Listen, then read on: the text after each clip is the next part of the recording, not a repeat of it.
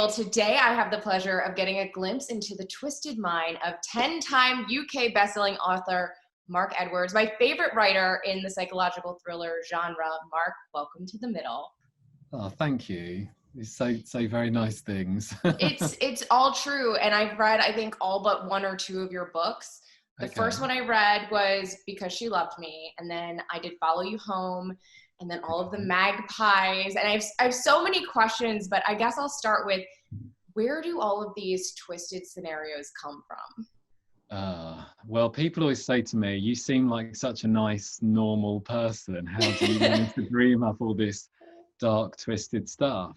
Right. And I think it's just because I've always been into that genre. I've always loved horror movies and horror novels. I grew up reading Stephen King and people like that, and watching like Hammer House of Horror movies back in the 70s and the early 80s. And it's just the way my imagination works. If I tried to write a romance, somebody would be dead by the end of chapter one. Right. It's the kind of thing that's just always appealed to me. It's very hard to kind of explain how your own imagination works, but yeah, the ideas that I get that come to me are always involve scary things happening to people. So are you a person, or have you in the past been afraid? Because I remember when I was little, I would read Goosebumps books, and I saw this Mm. interview with R.L. Stein, and he said when he was young, he was terrified of everything. And that's where his imagination kind of just wrote what he was afraid of. And I thought that was interesting because I was always afraid of everything, but I love horror and I love reading these scary things and watching scary things. So are you afraid, or were you in the past? Um, I wouldn't say that I don't really have any phobias or anything. There are certain things, Okay. yeah, the things that really scare me are things like civilization breaking down. And my fears tend to be around the ways that other people can make your life a misery or do like um threatening or horrible things to you. And so I guess things like the Magpies, where this nice young couple are terrorized by these people who live downstairs from them, which actually did happen to me. It was based on a true experience. Really? Yeah, and Follow You Home, which is about a couple who get kicked off a train in the middle of nowhere, and then they see something really scary. That was based on a true experience that I had, where I got robbed on a train in traveling through France when I was 19 or 20, and stranded in the middle of France with no money and no passport and no way to get home. So a lot of these books have actually come from things that have happened to me. And then I think, well, what could make everything much Way worse? worse. And what would you do if the worst happens? For me, like, that's what is so scary, is because these Mm. people are real. They're all seemingly normal until you see that they are so not. Yeah, and then you kind of also have those primal fears that we all have, like of dark woods, or I mean, I love anything where a group of people go into some woods in the dark, like in the Blair Witch Project, Right. and scary stuff starts to happen. That's my favorite genre. And the book I've just finished writing, in fact, it's actually set in Maine, Stephen King territory, and it's set on a campground, or a luxury cabin resort in the woods in Maine. So I Okay. was able to have lots of fun in that setting. And the retreat was set in the woods in Wales. So yeah, I'm kind of drawn back to that setting. And Uh, you are brought, like, the way you write, it is so vivid. And it's funny because, not funny, but I a lot of times I'll download both the Audible and the Kindle version because I run, and I like to run in wooded areas because it just, I feel safe, strangely feel safe. But when I'm listening to your books, I'm like, okay, sometimes I need to not, because I feel like if I read too many of your books in a row, I feel like everybody's trying to kill me. There's someone under the, you know what I mean? Like, you just your yeah, mind starts to go. But that's the beauty of it. And I also love that in your books, you jump right in. So there's no getting to the thick of it. The second you start reading, you're hooked. And then anything could happen. Main characters die. Nice people don't always win. So it really is, it's a free for all. You know, you don't know. And that is something I really appreciate as a reader, because it makes it fun. Yeah, you don't, there's nothing worse than being predictable. And because Mhm. I don't know what's going to happen in my books, Oh, you it's don't? not predictable for me. So, I mean, I start out with the premise, the Uh-huh. setup. So, for example, The House Guest, which was the most recent one, it's about I know that you know this, that you've read it, but it's about Actually, I'm in the middle of it right now, so don't tell me too much, but okay, let's well, give a I'll only little take synopsis. so I'm only going to talk about chapter one because that's all Okay. I knew when I started it. So Okay. this couple who are house sitting in Brooklyn, Mhm. um, a young woman turns up on the doorstep one day in the middle of a thunderstorm, says that she knows the owners and can she come in and stay, and they let her in. They take pity on her, they feel sorry for her, and so when I started the book, that was literally all I knew. I had I had no idea about what was going to happen, and then I spent the next 8 or 9 months, however long it took to write it, figuring that out. And so I'm kind of, it's almost like being in the woods with a flashlight trying to find your way out. That's kind And of my how I write. is that how it is for all of the books, or do you ever go in with an outline? No, it's always been the same. I kind of some I know more than others, um, and I change my even those ones. I change my mind as I go along, because once I'm kind of in the characters' heads and things start happening, new ideas come to me, or new twists, or new ways to make it more interesting, or I'll find that something isn't working. So yeah, I am pretty much making up as I go along, and then I'll I go back love that. and No, make that's lots I of. feel like how I would write if I were writing a book, because that's kind of fun for, it's like choose your own adventure, Yeah, but from the writer's perspective. it is. Yeah, and I think that if I plotted it all out and I knew exactly what was going to happen, I wouldn't want to Mhm. write the book because it would be boring. For me, the Yeah. pleasure is in figuring out the story and surprising yourself and finding out what's going to happen. And I think that's why I'm good at surprising readers, because I'm doing it to myself at the same time. And it's amazing how your subconscious works and is able to kind of bring everything together, and suddenly you'll realize that something you wrote several chapters ago fits perfectly with this new Interesting. plot twist. And so your unconscious mind or your subconscious mind is doing so much of the work in the background.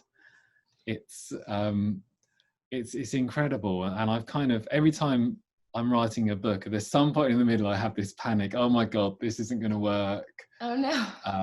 And I'm kind of in a lot of pain, mental pain, trying to figure it out. Which you're But I not the have the first author that told me that, because this is called the middle, because it's my favorite place when I'm in a story, because I'm like, I'm in it, I'm engrossed. But a lot of writers say like the middle is terrible for them. yeah, because you have all the excitement of this new project at the beginning, Yeah, and then at the end, all the threads are coming together. But yeah, the middle it's a is lot. the hardest part. Yeah, yeah. All So, the part after that kind of initial action or call to action that gets everything going, that can be quite tricky. okay, so are any of your books going to turn to the screen? Are there any adaptations in the works? A few have been optioned, Okay. but I don't think any of them have been announced yet. There's quite a Okay. big, I think there's hopefully quite a big announcement coming about one of the books. Oh, you have to Um, let me know as soon as you know. yeah, I will, but I I'm not allowed to say anything until it's all been agreed and everything's signed off. Even then, even if you sell the rights, Uh-huh. there's so many hurdles to jump over before it actually appears on screen. Um, and even if things get greenlit, you probably can't relax until the day it starts, until the day they wrap shooting. I would think. Even Sure. then, you And never even know. then, yeah, you never know. Yeah, yeah. So, But but there, it, there is something. There okay. is something happening with one of the books that is potentially I'm touching wood as I say this. What about casting? And I'm gonna ask you because I see Lana Del Rey's cutout behind you. Would she be a person to like make a cameo, or like who would you love to cast in as like a like a Lucy Newton, who is, for those of you who don't know, the terrible human in the Magpie series? This is one of the questions that always stumps me. I find it really hard to think about who would be a great who could play my characters. I think I'm going to mention Here to Stay again. The father-in-law in that he's one of my favorite characters that I've written because he's so horrible, but he's kind of charming but nasty. And I think somebody like Woody Harrelson or Dominic West or something like someone that. that you want to like off the bat, but then you can't because Yeah. they're evil. Yeah, exactly. Okay, and before I let you, oh, sorry, go ahead. Maybe it'd be good to have somebody who usually plays a nice guy, like Robert De Niro. The coach in Friday Night Lights. What's his name? I don't know his name, but I know exactly who you mean. And he was in this show called Touched by an Angel that my grandmom used to watch, and I used to watch, and he was he was literally an angel. But that would be funny. I think he could do a good evil father-in-law. Yeah, I can see that. It's funny, like the titles, I always remember by the scenarios and by the characters instead of the titles, but they're all so good. And I'm just curious, is your family, like your wife and your kids, are they into the genre, or are they terrified by everything that you're doing? Oh, well, my wife is into the genre as well. She's less into it now than she used to be when we were first together. We used to, I think the first film we ever went to see together was Final Destination 3. That was like one of our first dates. That was a fun movie. But my kids, one of them, my oldest daughter, loves horror. But the other three, they can't watch anything. They couldn't even watch, I don't know, like Jaws or something. They would be too scared of that. I showed my 13-year-old daughter Jaws, just the scene where the kid gets dragged under the water by the shark. Traumatized. She was traumatized by it. I think I went to see Jaws at the cinema when I was about 9 or 10 years old. It was my mum took me. It wasn't that scary to me. So I grew up as part of that kind of video nasty generation where, like, when VHS first came out and there was all these banned movies like Evil Dead. They were banned in the UK. There was a big thing where like 40 or 50 films were, you just couldn't get them, and they became kind of mythical. And we used to people used to pass around bootleg videotapes of them. This is when I was like 11 or 12. So that's it makes it more fun when it's forbidden. Oh, definitely. Yeah. I remember we couldn't watch Clockwork Orange because Stanley Kubrick had withdrawn it, and somebody had like a videotape that they'd got from the Netherlands or somewhere, and we were all like, really, it was all grainy and you could hardly even see what was going on, but it was so exciting. I love it. Yeah, but my kids, no, they don't take after me at all, and they haven't read. None of them they're not really old enough yet to have read my books. Maybe the 13-year-old could read some of them, yeah, my wife reads them. She's the first person to read them. She likes them. Oh, nice. Okay.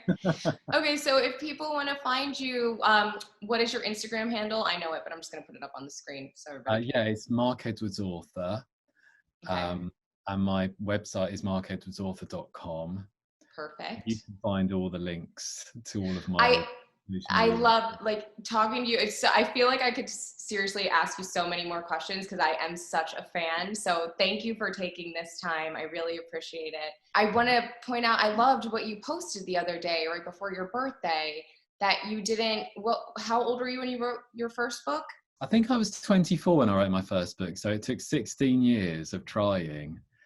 And I had actually given up a few years before my 40th birthday. So from when I was about 35 to 39, I had stopped writing because I'd been trying for so long at that point, and I'd written so many books and I'd had agents.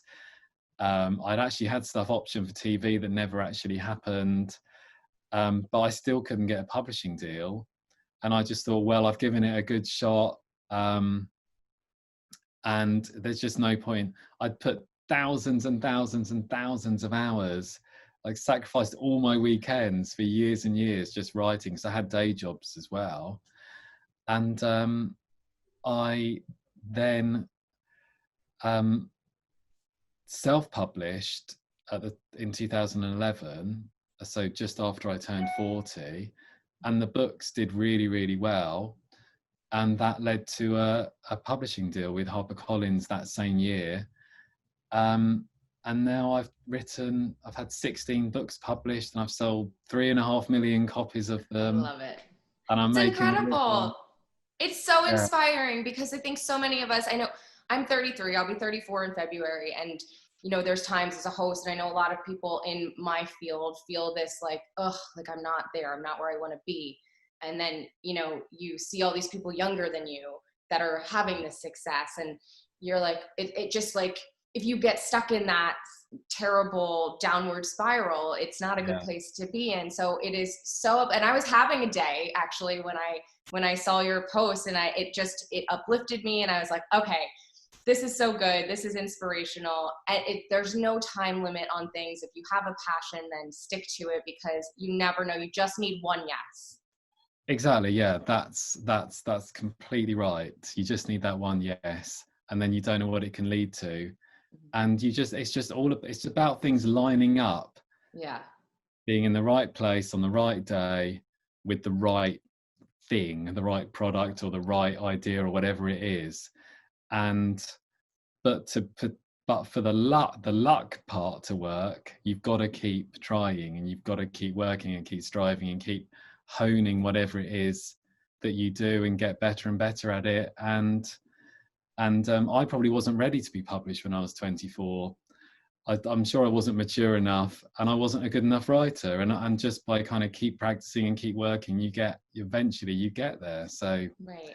So yeah, and if I see people who are a lot younger than me be successful, or even the same age, or whoever it is, you'd have to find that inspiring and think, well, if they can do it, so can I.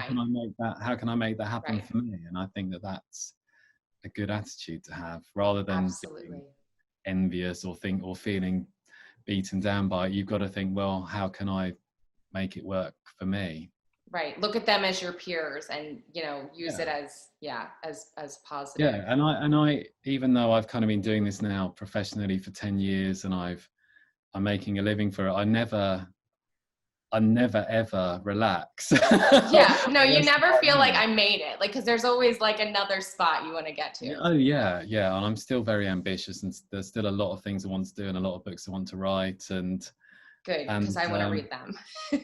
Yeah. Good. Well, yeah, there's lots of people out there like you, so I know I've got an audience now. And but I want to keep growing that audience, and bring new readers along. Awesome. Well, Mark, thank you so much. I usually try to keep these to like 5 to 10 minutes, and we talk for so long, so I appreciate your time so much. That's okay. I do have a propensity for just kind of rambling. No, but I had so much that I wanted to know, so thank you. Well, thank you for asking me on. It's been a pleasure.